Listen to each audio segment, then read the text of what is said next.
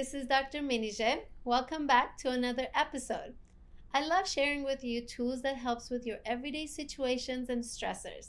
And today I'll be talking to you about opposite action plan. Before we talk about what that looks like, let's review some of the basic principles.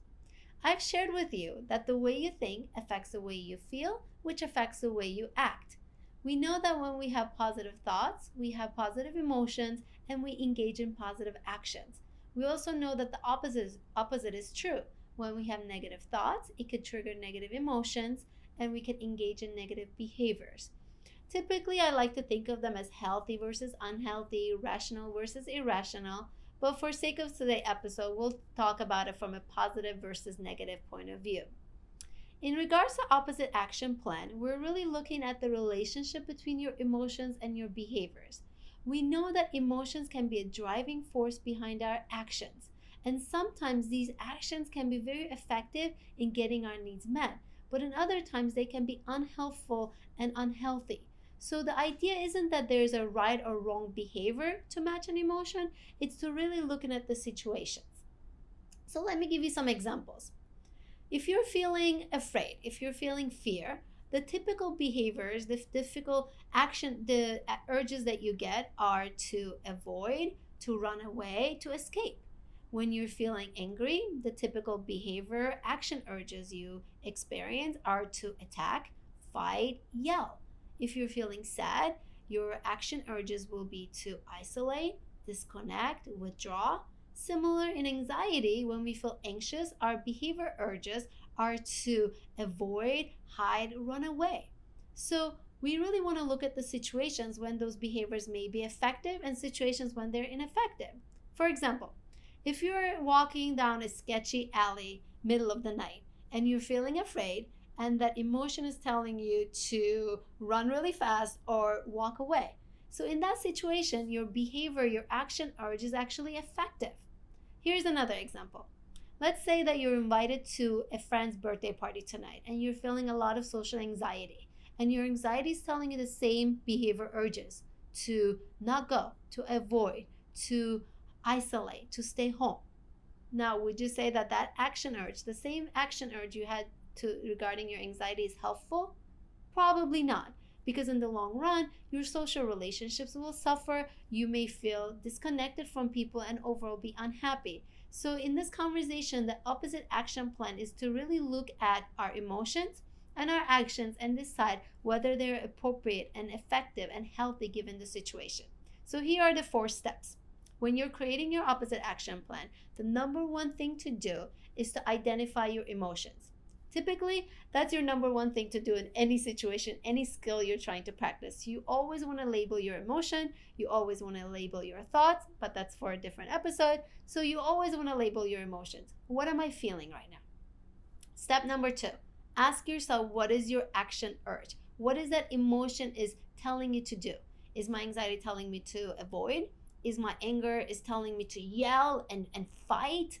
Is my sadness is telling me to hide? What is my emotionally driven behavior? Now the 3rd step is asking yourself, is that helpful? Avoiding, hiding, isolating, is that going to be effective? And once you decide that it's not effective, meaning that it's not good to avoid an invitation because we are struggling with anxiety, that it's not good for us to cancel a job interview because we're feeling nervous, then you decide your 4th step is to identify your opposite action.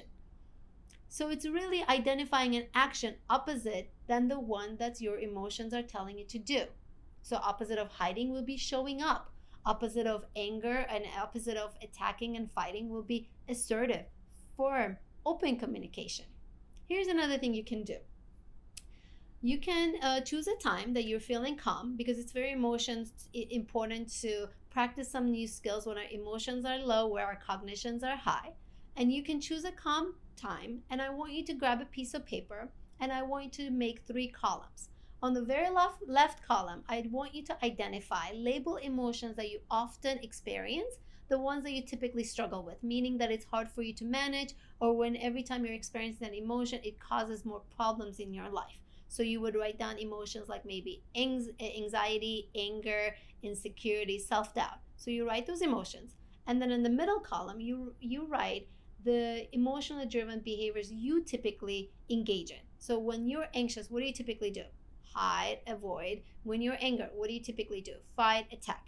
So you again identify the emotions you often struggle with, and you become very clear and very honest and accountable about your emotionally driven behaviors are. And then in the third column, it's pretty simple actually. You write the opposite action from the one that in the middle that you wrote.